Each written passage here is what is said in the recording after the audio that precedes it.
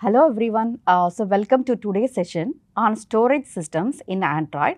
Where we will explore how Android stores the data permanently for the future use. In Android, we use the different types of storage system to retain the data even after the application is closed also. So these are collectively known as the Android storage system. So main storage options available in the Android are, so the first is internal storage, and we have a external storage, then shared preferences, databases and shared storage. So but the real question is, so when should you use one of the storage devices? Okay, so let's find out.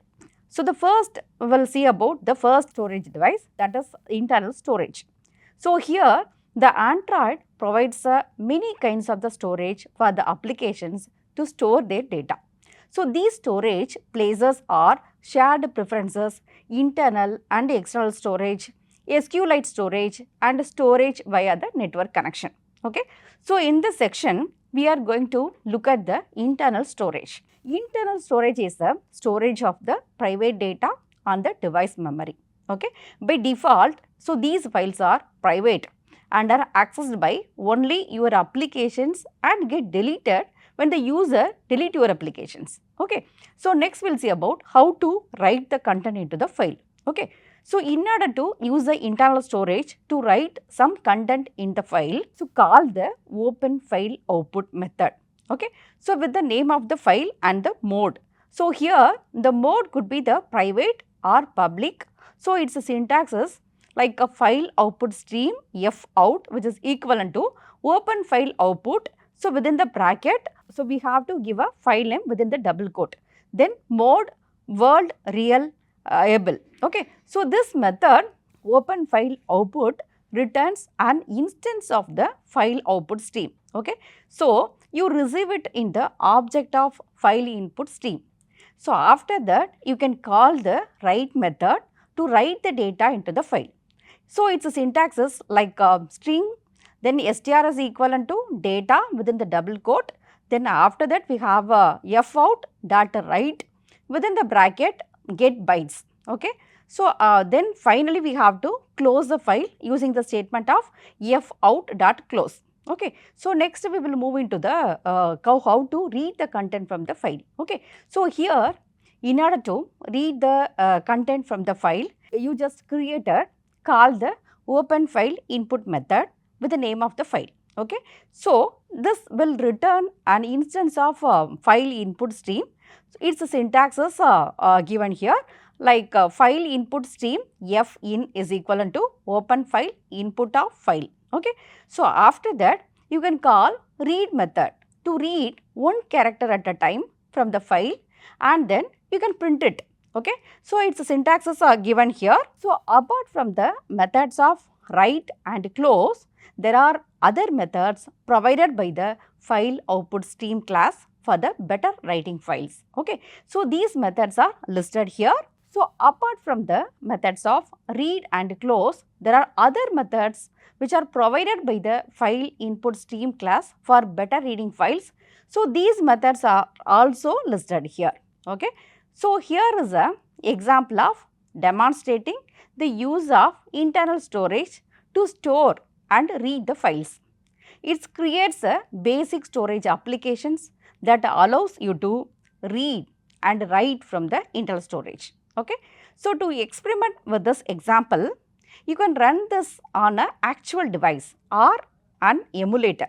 So in the first step, you will use an Android Studio IDE to create an Android applications under the package name. Okay. So here I have used the sample package name. So com.example.sai Ramakrishna my applications. You can give your name, right? So in the second step, so modify the main activity.kotlin file to add the necessary code. Okay. So the code also given here, you may refer it. Then third step, modify the activity main to add the respective XML components. Okay. So this also given in that given here, you can refer it. Then finally run the applications and choose the running Android device and install the applications on it and verify the results. Okay. So now we will learn how to save and read the data in Android using the internal storage with a simple Kotlin example. Okay. So, here our applications has an edit text, so where the user can type some text. Okay. So, here we have two buttons. Okay. So, and one button is for save and another button is for read the data, and we have a text view options also. So, this is used for display the saved message. Okay. So, when the save button is clicked, then the text entered by the user is converted into the bytes and returned to the file named my data. Okay. Using this open file output method.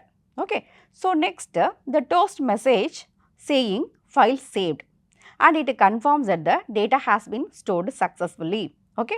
So, when the read button is clicked, then the applications will be open and the save file using this open file input method.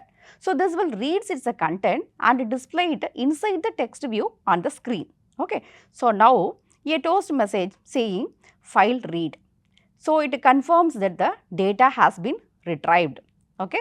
So, the data saved in the internal storage is private to the applications. So, meaning no other applications can access it. Okay.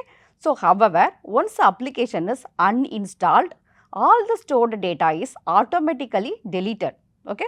So, that how you can easily save and read the data in Android using the internal storage with the Kotlin. It is a simple and secure way to handle the private applications data. Okay. So, next we will see about the given XML layout file. Okay. So, this XML file defines the user interface for our Android applications that demonstrates the internal storage. Okay. So, at the top there is a text view. So, this will displaying the title internal storage, okay, followed by the another text view showing tutorials points or something you can include it. Okay. So, below that we have an image view displaying an image named ABC. Okay.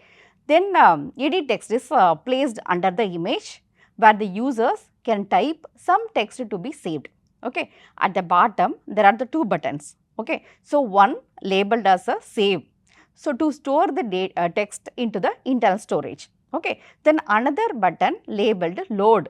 So, this will to read and display the saved data. Okay. Finally, another text view labeled read, which shows the text retrieved from the storage.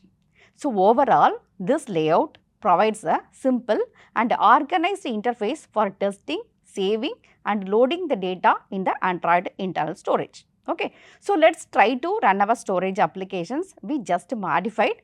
I assume you had created your AVD while doing the environment setup. Okay. To run the applications from the Android Studio, open one of your project activity files and click the run Eclipse run icon from the toolbar. Okay. So, the Android Studio installs the applications on your AVD and starts it, and if everything is fine with your setup and applications, it will display the following emulator window. Okay. So, now what you need to do is to enter any text in the field. For example, I have entered some text, then press and save button. The following notifications will be appeared on your AVD. Okay. So, now when you press the load button, the applications will read the file and display the data. So, in case of our following data will be returned. Okay. So, note you can actually view this file by switching to DDMS tab. So, in DDMS, select File Explorer and navigate this path. Tools, then after that we have to select Android, then select Android device monitor. So, when should you use the internal storage? Internal storage is perfect when your applications needs to save confidential or private data that should not be shared with the other applications. Okay. So, but if your applications downloads the files like a PDF, images or videos that other applications might need, then the internal storage is not recommended. Okay. Since the data will be deleted when the application is uninstalled. Okay.